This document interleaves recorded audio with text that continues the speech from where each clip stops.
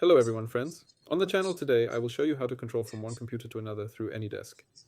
Here I am, respectively, and I downloaded AnyDesk to one of my computers, and I already downloaded it on the other. Here, I'll open it quickly. Yes. And here I will just get an application with numbers.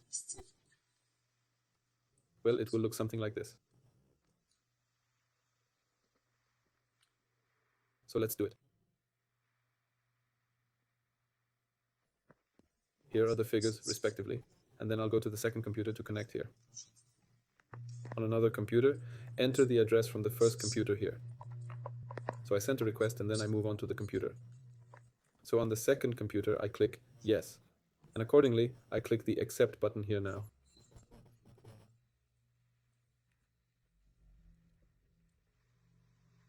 So now I return to my first computer. So I connected to my laptop.